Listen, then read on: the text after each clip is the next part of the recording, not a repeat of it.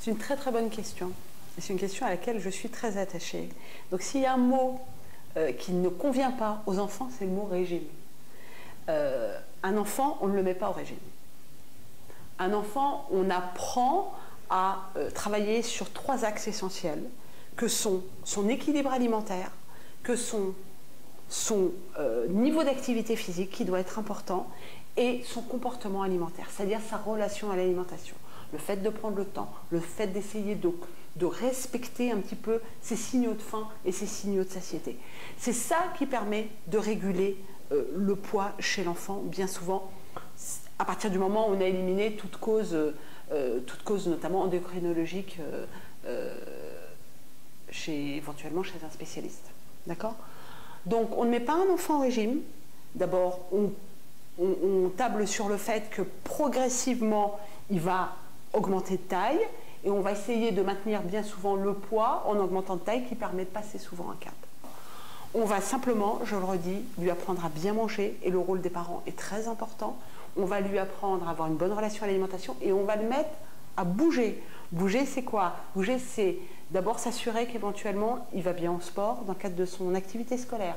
Le faire bouger avec soi, c'est l'emmener un petit peu avec soi quand on va faire des courses, quand on va faire une promenade. Donc on va le faire bouger, on peut l'inscrire à une activité sportive. Pourquoi le sport est important pour l'enfant? Ça a plusieurs vertus. La première vertu, c'est que bien entendu, ça va lui permettre de dépenser de l'énergie, dépenser des calories, ça c'est la première chose. La deuxième vertu qui est très importante pour l'enfant, c'est que ça le sociabilise.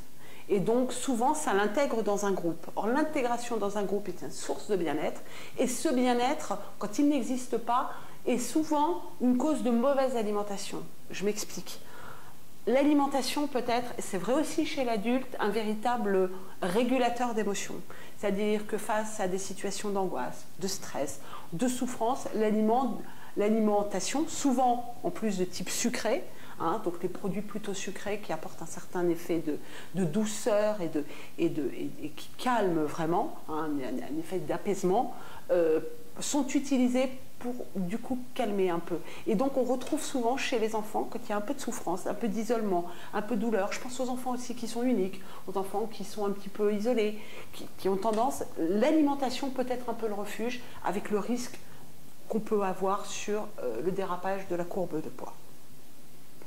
Donc, je répète, important, on lui donne à manger de façon équilibrée, on le met à l'activité physique en général, et on lui fait adopter le bon comportement alimentaire, on le fait travailler sur ses sensations alimentaires, sur ses notions de satiété, savoir s'il a faim, ne pas le resservir pour le resservir, lui apprendre à ne pas se resservir de façon naturelle, ne pas le forcer à finir, on y reviendra, mais toutes ces notions sont très importantes. Et enfin, très important, on développe avec lui une relation saine, c'est-à-dire qu'on ne transfère pas éventuellement sur lui ses propres douleurs, ses propres angoisses, sa propre histoire par rapport au poids, pour peu qu'on ait été un enfant avec quelques petits kilos de trop, qui ait souffert de ça, qui pu avoir un certain nombre de moqueries scolaires ou une pression familiale, et en fait qui le vit très mal. Et attention à ne pas projeter un peu ses propres angoisses sur l'enfant, qui à son tour, encore une fois, peut mal le vivre et peut se réfugier dans l'alimentation qui sera une alimentation sucrée, apaisante, et avec tous les risques diététiques qu'on connaît.